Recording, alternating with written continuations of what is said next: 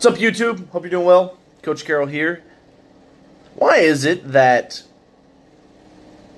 businesses are supposed to run on systems? Everyone wants to sell you the idea that it can be automated and that you can put these things on autopilot. I have to disagree.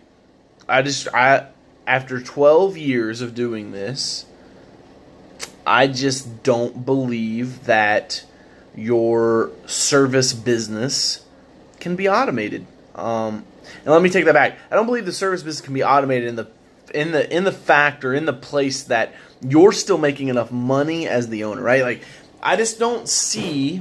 And please, if you disagree with me, I hope so. Hopefully somebody's got the answer to this fucking question. Comment down below. I don't understand how to remove human thought and human error from a business. That's it. Like, when you're in a service business, you are supplying people to perform that service, right? And so in this window cleaning, power washing, like, I just don't see it. I think the most profitable, now I'm not saying gross revenue, right? Like, to get to that $500,000 a year, $750 a year, $1 million a year, because I did it with the lawn and landscape business. It takes people. You can't do those types of numbers by yourself. It's simply impossible to do that volume of work. But here's my problem, is the headache, the lack of margins, the stress and anxiety that you will face as an owner dealing with these people. I think it just truly has to be your passion. That's the only way it works. And I'm not passionate about power washing or window cleaning or lawn care or landscaping or any other type of blue collar service. It's just not something that's interesting to me. Now, if you love it, good for you. That's all about following your passion. And I talk about that on this channel is, believing in yourself when no one else will. But believing in yourself when no one else will when you're following a hustle versus following a passion is a little bit different, okay? And so here's where I'm going with this. I just fired a guy that'd been with me for a year and a half. When I hired him a year and a half ago, he was my rock star, man. This guy was smart. He could weld. He knew maintenance. Wasn't afraid to get dirty.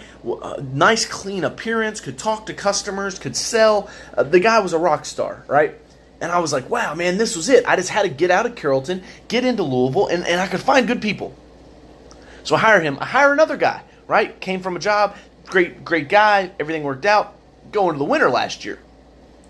The second guy I hired, I have to lay off, right? Because the winter just got slow. We don't do snow removal anymore. And I said, look, man, I'm going to have to lay off for a couple months. Fast forward to the end of April, it was still like 30 degrees outside, so we hadn't brought him back yet. Bring him back towards the beginning of May. And I tell the guy, I'm like, hey, man, are you good to go? Are you good to start? He's like, yeah, no problem, man. I'll be there. Doesn't show up. No call, no show. Keeps my company phone, steals it, keeps all of his uniforms, and just basically ghosts the fuck out. So I was like, here we go again, right? You guys have to understand, when I had my lawn and landscape business, I went through over 300 employees.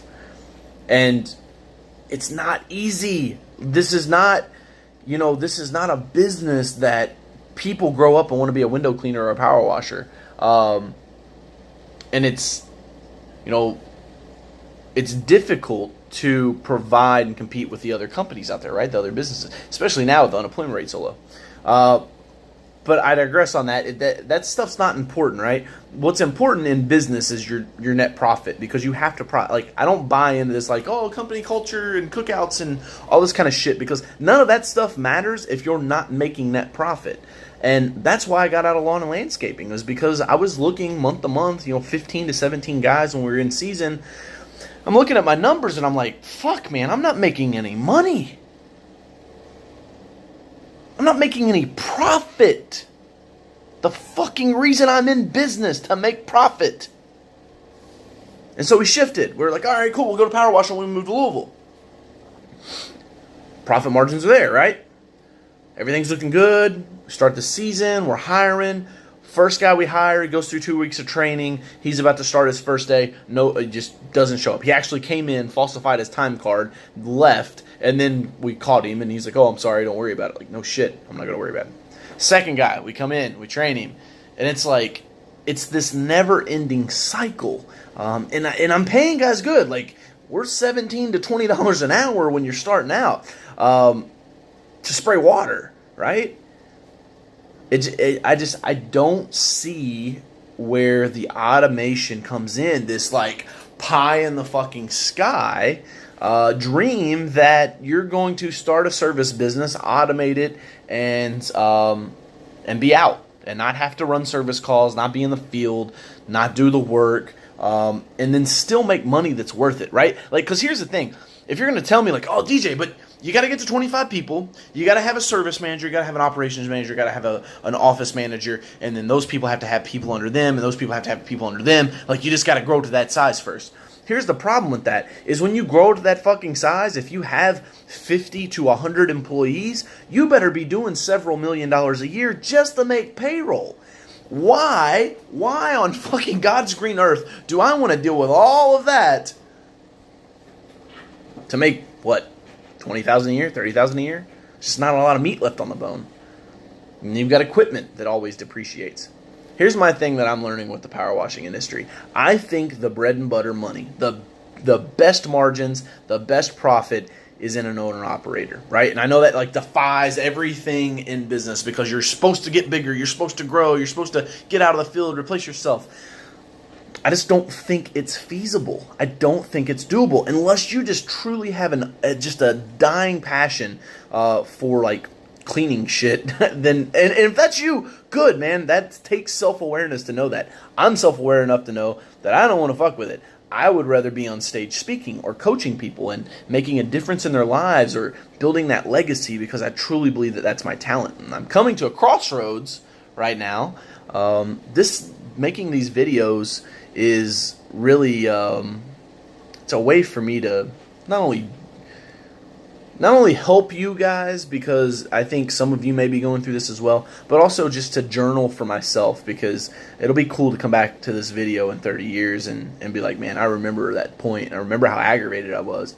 And then I remember like how I overcame it, because I don't know that right now, right? You have to understand that when you're running a business, it's like a constant learning process, man. And I think that's why I like it, because I'm a junkie for information and learning.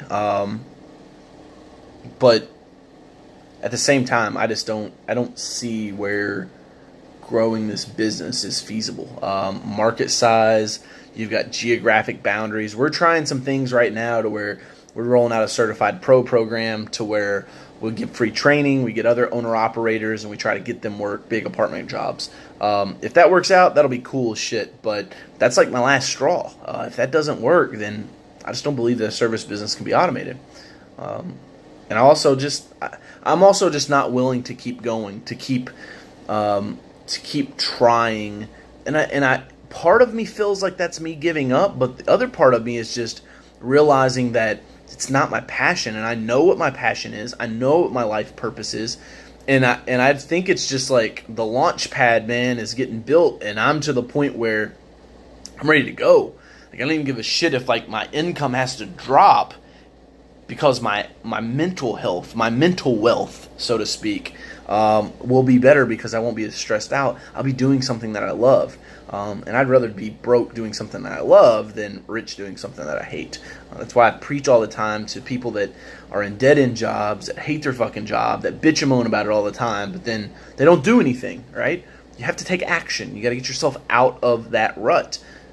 That only happens through action. So, I don't know, man. I don't really know what the point of this video was. I needed to vent to somebody. It's been stressful. I've spent the last 3 hours doing reconciliations, and our bookkeeping's all screwed up right now because we outsourced our bookkeeping earlier this year, and that completely got fucked up. So, it's always growing pains, and I don't think there's a lot of guys online that share that with their audiences. And I know my audience isn't huge right now, right? We're like 450 subscribers, which is crazy because I don't really put a lot of time into pushing my YouTube channel. It's mainly Facebook and Instagram, but for those of you that do watch this and leave me words of encouragement or disagree with me, it doesn't matter.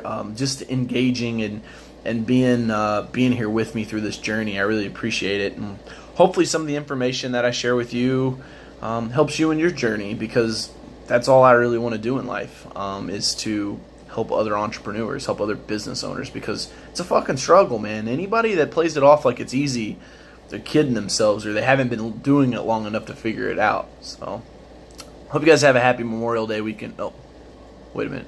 Labor Day weekend. I hope you guys have a happy Labor Day weekend. If you got some words of encouragement, or if you figured something out that I haven't, put it in the description below. I just wonder if the universe is kind of opening up and lead me down a different path, because it knows that that's truly what I desire out of life, right? And I'm always telling people to go chase their passion, go after it, hustle, grind, get yours. It's just sometimes, we get in the grind and not really passionate about it.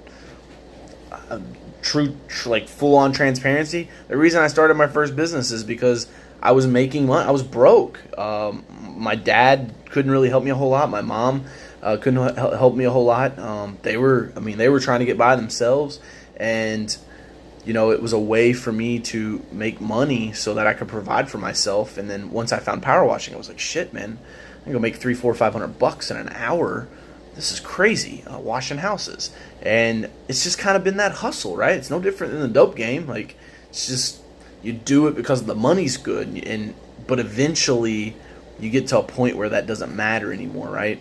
Ed Milet says you can't sell your dream. There's no price that you can put on your dream. And my dream is to change the world by speaking on stages, or maybe even just speaking virtually. I don't know. There's a lot of things that have been going on in my mind lately. I'm like, maybe I don't need to go city to city and sell $200 tickets.